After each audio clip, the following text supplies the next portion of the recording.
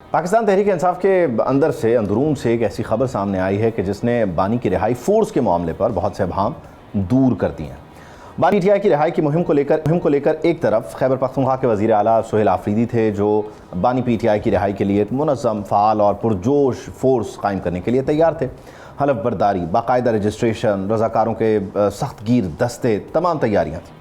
ज़राए के मुताबिक ये मनसूबा तैयार किया गया था, लेकिन प्लान उस वक्त तब्दील हुआ जब यह तजवीज़ party chairman barrister Gohar Ali Khan के सामने रखी गई। ज़राए के मुताबिक बैरिस्टर गौहर ने न सिर्फ इस फोर्स के क़याम से साफ इनकार कर दिया, बल्कि इसका बाज़ाब्ता नोटिफिकेशन जारी करने की इजाज़त देने से भी अपना हाथ खींच लिया। बैरिस्टर गौहर का मौक़िफ़ नहायत वाज़ेह और सख्त था कि यह कदम गैर आइनी, गैर कानूनी होगा। ज़रा ये बताते हैं कि उन्होंने पार्टी की आला क़यादत को मुतनब्बे किया कि अगर ऐसी फ़ोर्स का बाज़ाब्ता ऐलान किया गया तो पाकिस्तान तहरीक इंसाफ पर अस्करियत पसंदी जैसे संगीन इल्ज़ाम लग सकते हैं और पार्टी को तबाहकुन कानूनी नताइज का सामना करना पड़ सकता है। इस मामले पर वज़ीर आला खैबर पख्तूनख्वा को कानूनी जवाबदेही का भी सामना है। हाल ही में वज़ीर आला खैबर पख्तूनख्वा सुहेल आफरीदी ने आईनी अदालत में तहरीरी जवाब जमा करवाया कि कोई ऐसी फ़ोर्स कभी कायम ही नहीं हुई।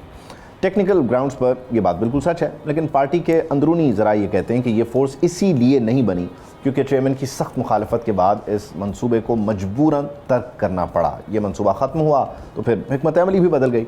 बाज़ाब्ता रुकनियत और हलफनामों वाली फ़ोर्स का जो तसव्वुर था वो ख़त्म करके अब एक वसी सियासी तहरीक का रास्ता अपनाने का फ़ैसला हुआ है। पार्टी ने फैसला किया कि आइंदा किसी भी एहतजाजी आवामी तहरीक के आगाज़ और उसके वक्त का फ़ैसला खैबर पख्तूनख्वा के वज़ीर आला नहीं करेंगे, बल्कि ऐसे फ़ैसले कौमी असम्बली में अपोजिशन लीडर महमूद खान अचकज़ई की क़यादत में कायम अपोजिशन इत्तेहाद से मुशावरत के बाद होंगे। इसका मतलब क्या है? क्या पार्टी की मुतदिल क़यादत को सख्त गिर अनासर से हासिल हो गई है, या पाकिस्तान तहरीक इंसाफ ये समझती है कि एक और प्लान और एक और प्रोजेक्ट, पहले अली अमीन गंडापुर भी कोशिश करते रहे, वो फेल रहे, फिर अब सुहेल आफरीदी कोशिश कर रहे हैं, वो भी फेल हो गए, उनकी वो फोर्स भी नहीं बन सकी, और अब क्या ये नया प्लान बानी पीटीआई को जेल से आज़ादी दिला सकेगा या उनके लिए मामलात में आसानी कर सकेगा या नहीं? इसको डिटेल डिस्कस करने जा रहे हैं। सेनेटर हुमायूं मोहम्मद साहब ने हमें ज्वाइन किया पाकिस्तान तहरीक इंसाफ से। बहुत शुक्रिया सेनेटर साहब, thank you for your time. Exactly एक प्लान के बाद दूसरा प्लान, और वो भी कोलैप्स कर गया। ख़ुद सुहेल आफरीदी कहते हैं कि ऐसी कोई फोर्स नहीं बनी। एग्जैक्टली अब आप लोग कोशिश कर क्या रहे हैं? कर भी रहे हैं या नहीं कर रहे हैं रिहाई के लिए? बिस्मिल्लाहिर्रहमानिर्रहीम। या का नाबुदो व या का नस्ताईन। देखिए, इस तरह है कि जो मेरी अंडरस्टैंडिंग है वो एक है कि इमरान खान थ्रू कोर्ट्स बाहर आएंगे, वो गैर कानूनी तरीके से बाहर नहीं आएंगे। तो कोई कॉन्सेप्ट नहीं है कि जेल तोड़ा जाए और उनसे निकाला जाए या ऐसे।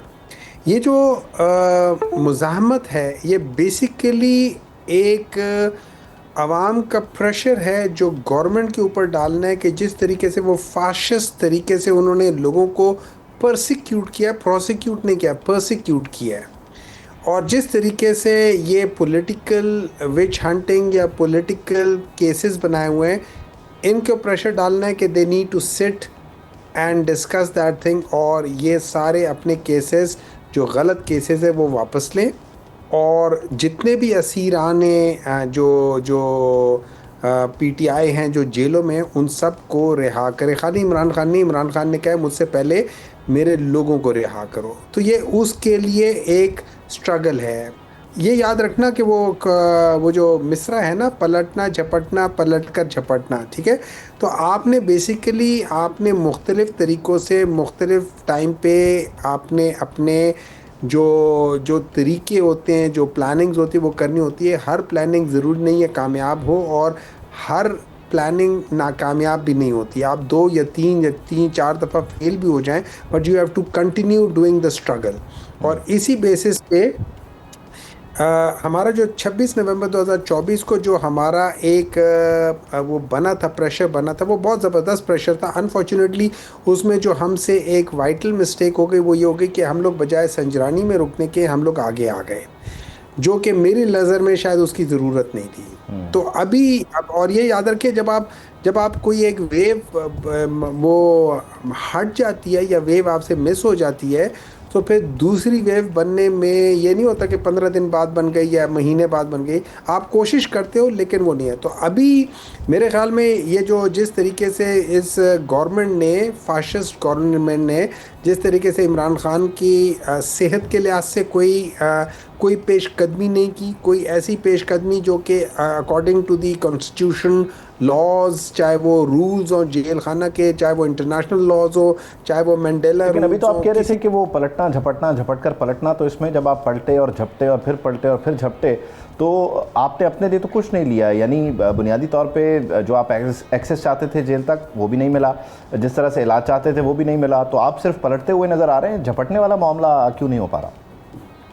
हो सर, सारे टाइम हो रहा है ना, आहिस्ता आहिस्ता। आप देखें तो अब मैं जब बात कर रहा था, अगर आप मुझे बोलने देते आपका जवाब आ जाता, ठीक है ना। थोड़ी सी ज़रा आई अंडरस्टैंड कि आपके अंदर बहुत एनजाइटी है, लेकिन थोड़ी सी एनजाइटी को कम करके मेरी बात पूरी होने दें।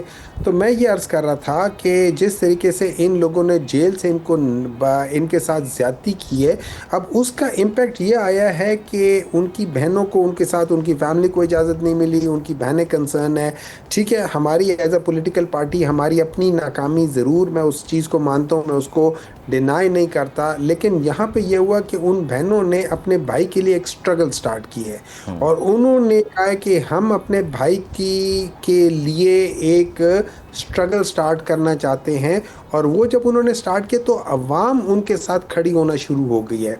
तो वो जितना उन्होंने स्वात में, एबटाबाद में, हरीपुर में, मर्दान में और ये सारी जगहों से करना शुरू किया, तो वहाँ पे वर्कर्स की मैं बात नहीं कर रहा हूँ, मैं अवाम की बात कर रहा हूँ। अवाम उनके साथ एसोसिएट होना शुरू हो रही है और बहुत बड़े बड़े उनकी गैदरिंग्स आनी शुरू हो रही हैं जिसमें पीपल आर मोटिवेटेड। अब उसमें अगर ये चीज़ मोटिवेशन आगे बढ़ती गई और ये let's say bye 4th and 5th या 3rd को, let's say bye over the weekend, ये एक सिग्निफिकेंट मूवमेंट या आप दोबारा के एक और वेव बन जाती है, तो ये वेव बड़ी मेरे ख्याल में काफ़ी स्ट्रॉन्ग वेव होगी। सब इसमें सॉरी टू इंटरप्ट, ये हमेशा से प्रॉब्लम रहा है या सवाल रहा है कि लीड कौन कर रहा है, यानी बहनों के कहने पर जब बात होती है तो कहते हैं कि उनका सियासत से ताल्लुक नहीं है, वो ज़ाहिर है अपने भाई के लिए कोशिश कर रही हैं। यहाँ महमूद अचकज़ई को रोल दिया गया, तो एग्जैक्टली अगर ये मूवमेंट बन जाती है तो फिर आपको वही सेम चैलेंज नहीं होगा संजरानी और डी चौक वाला, कि एक ग्रुप कहता है कि संजरानी पर रुक जाएं, दूसरा कहता है डी चौक तक जाएं, और मामला फिर ख़राब हो जाएगा, मोमेंटम नहीं टूटेगा इस वेव का?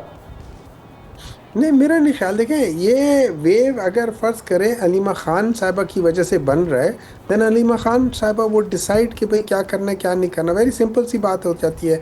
और मैं ये समझता हूँ, और अगर वहाँ पे फ़र्ज़ करें अलीमा ख़ान साहिबा कह देती हैं कि पाकिस्तान तहरीक इंसाफ की जो लीडरशिप है उनको कहती है कि आप लोग डिसाइड करो, दैन दे विल डिसाइड, लेकिन क्रेडिट उनको जा रहा है। To the best of my understanding, for the time being, the credit of making this wave is going to Aleema Khan साहिबा।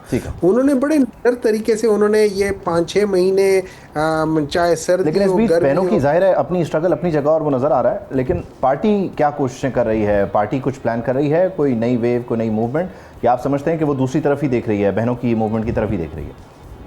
देखिए, मेरे ख्याल में इस वक्त अगर पार्टी कोई पैरेलल चीज़ को ड्रॉ करके शुरू करे तो ज़रूर करे, लेकिन मैं यहाँ पे पार्टी को ये मैं ज़रूर सजेस्ट करूँगा कि अगर एक उनकी बहनें एक वेव डेवलप कर रही है तो उसके अंदर इंटरफेयर ना करे, because they are doing it much better than what we have done. So give them that opportunity, give them that chance. जो वो कर रहे हैं उनको करें, हाँ उनको सपोर्ट करें, जितनी सपोर्ट हो सकती है उनको सपोर्ट करें। तो अगर ये आवाम निकलती है और उसके साथ पार्टी भी उनको सपोर्ट करते हुए निकलती है, सो दैट कैन बी, जिसे कहते हैं ना, could be a perfect storm. ठीक है, बहुत शुक्रिया, thank you so much for joining us. Subscribe करें और बेल दबाएं ताकि कोई खबर रह न जाए।